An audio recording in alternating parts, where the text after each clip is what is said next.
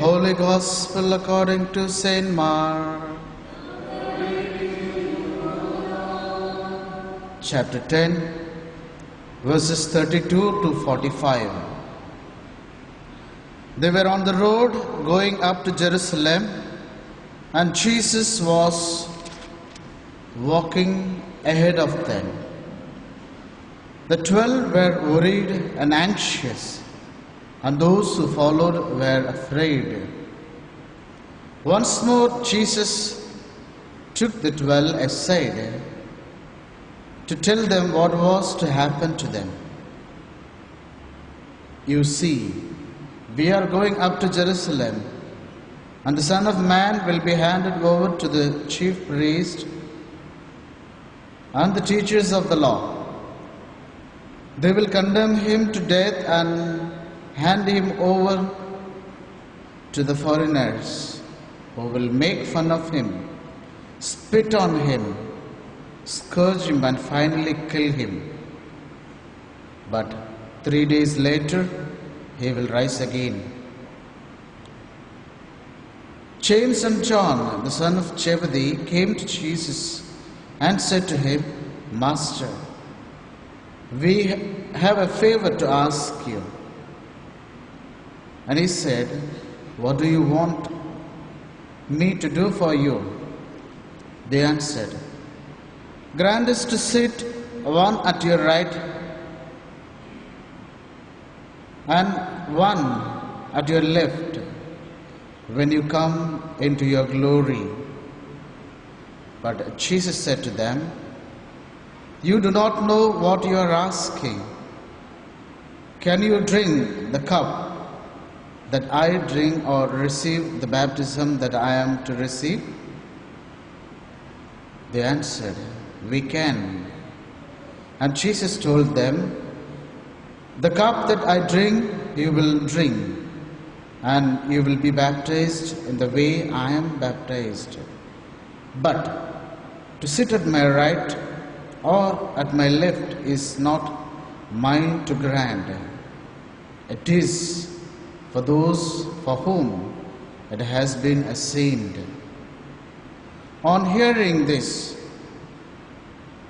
the other 10 were angry with them, angry with James and John. Jesus then called them to him and said, As you know that so-called rulers of the nations lord it over them, and their great ones oppress them. But it should not be among you. Whoever would be great among you must be your servant, and whoever would be first among you shall make himself slave of you. For the Son of Man has come not to be served, but to serve, and to give himself as a ransom for many. The Holy Gospel of our Savior, Jesus Christ.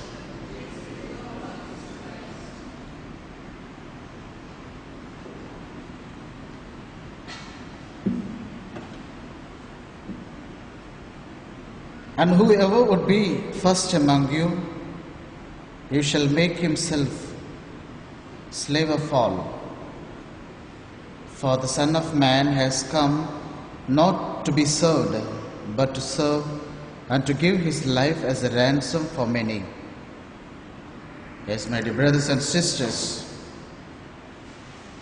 today we have a great example for us to lead, especially for our church. We have great Holy Father Francis. As soon as he was elected and announced to be the new Pope, he came to address the crowd. And what he asked first? What he said, the sentence first? What did he ask to his people? Those who were waiting to look at Papa, who will be the new Papa? Can anyone remember? He asked his people's blessing for him. He bent down and he told, "You have selected me to lead you. Now you bless me.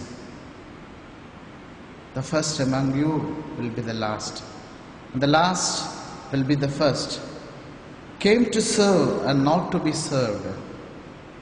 And we know very well how many examples, great examples, our Holy Pope is giving in his day-to-day life. There are so many examples.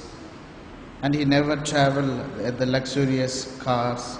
He is asking all the priests and nuns, the religious, to avoid all the great luxurious things in their house and live a poverty life, poor life.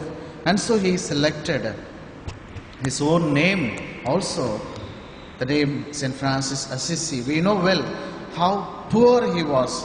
He was the richest merchant's son of St. Francis Assisi, but he left everything, even his own cloth. He removed and he gave it to his dad. "I don't want even your cloth." And he walked naked in order to follow Christ, in order to live Christ. The same spirituality our Pope Francis has accepted to live his life, to be a humble and simple servant of God, and he is leading us the same way as it is said in the Gospel. But if you see in the first reading today, my dear brothers and sisters, from book of Sirach, recounts the typical prayer of the Old Testament people. We can call it, maybe it must have been their understanding, their way of understanding of God. I can call it a selfish or inward looking prayer. They are asking God, "You have to do this, you have to do that. You have to bring to the nations. You have showed them who you are. You have showed them who am I." This kind of words are coming from the author, Sirach. But the inclusiveness comes in the words of Jesus always. In today's Gospel, first we see there is a lot of fear, there is a lot of misunderstanding, there is a lot of problem arises among disciples because they do not know what will happen to the Son of Man. According to their understanding, at the time of Jesus, they thought Jesus Christ is the new Messiah who will destroy the Roman empires, and he will send them away and he will regain the throne. And they thought the worldly kingdom, but Jesus' kingdom was different. And they were all frightened, afraid of the things. My dear brothers and sisters, the author says, ego is the cause of fear. Ego is the cause of fear. And wherever there is fear, there is ego. How many of us are frightened of our life? There is fear in us always. There is no happiness in us always. It forms as ego in us, in each and every one of us. Where there is fear, there is ego. The ego comes because of the fear. The disciples were afraid of their life. And so the other two disciples are coming and asking, "Please give us the place to sit at your right or at your left." But our Lord never gave them back answer or never condemned them or criticized them. He gently leads them in a different ways of understanding of kingdom of God today. The fear that they had creates problem, ego in them. Then where I will be, where I will sit in His kingdom. And so two of them are coming. The other 10 disciples are angry with them by the way they are acting to the Lord. But Jesus gently corrects them. He did not give them sharp words, or He did not condemn them that what you are doing, what you are asking is wrong. But He gives them, explains to them what is to be done. If you think that you need to be first in a particular place, you will be last. The Son of Man, he says, came not to serve, not to be glorified in the throne of Herod, King Herod, or to the Roman empires, but to serve his own people, to serve his own sheep. That is what the Son of Man is called. I know a woman in Hyderabad. She used to bring her mother in the stretcher to the church, bring her and make her to sit in the front, and she'll be with the choir or with the people. But her mother will be there in the front, sitting in the stretcher and praying non-stop. Every day she used to bring her mother. And once she was almost 48, 50-year-old. Her mother was in her 80s, almost dying, but she never left her mother in the house, used to bring her in the stretcher and make her to keep. And when we asked, what is happening to you? Why are you doing like this? What is that makes you bring your mother who is on the deathbed to the Lord, to the church? And how are you facing the difficulties? She has not got married because she has dedicated her life. She did not get married because she felt that if she gets married, her mother, who was already sick in her 20s, in her age of 20s, that she may not be able to look after her well. And so she dedicated her life for the sake of her mother. And she said, Father, I never ever asked anything to my Lord till today. I never ever prayed any intercession, placed my intercession to the Lord. But always I surrender myself to the Lord. Always I surrender myself to the Lord. Always I surrender my mummy to the Lord. Always I surrender my problems to the Lord. I never ask Lord to take away my problems. I never ask the Lord to take away my sufferings or the sufferings of my mother. And then I realized maybe this must be the greatest prayer ever I have learned from this particular woman. Our prayer has to be a prayer of surrendering, not of asking to the Lord. Lord, give me this. Lord, give me that. Lord, why do you do this to me? Lord, why do you do that to that particular person? This is not the prayer as the understanding of the Old Testament, as we heard in the first reading, but rather act of surrendering. That is what Jesus is correcting today his disciples. Place all your problems in front of the Lord. Don't ask him where to sit or what to do. Place yourself at the feet of the Lord. Surrender your problems to the Lord. Surrender your sufferings to the Lord. Surrender everything of yourselves. Even if you surrender your riches, surrender your joys, then you will be a happy disciple of Jesus Christ. Then you will be a radical follower of Jesus Christ. Surrendering. That is what St. Paul says. He humbled himself and gave his life as a ransom. Jesus himself is telling in the last sentence today, the Son of Man has come not to be served, but to serve, and to give his life as a ransom for many. The same words are used by St. Paul in his letter. He humbled himself and gave his life as a sacrificial lamb for the salvation of all of us. As a sacrificial lamb, he humbled himself. Obedience to his Father, and humbled himself. My dear brothers and sisters, when St. Francis de Sales was dying, the visitation nuns went to him and asked, what is the greatest virtues of all the virtues? And he asked them, bring one paper and pen. He wrote, humility, humility, and humility. The greatest of all the virtues, humility and humility and humility. How far in my life I am humble enough to accept my brothers and sisters in the family? How far am I ready to humble myself in front of the Lord, in front of the people? The Lord himself humbled himself. He gave his life as a ransom.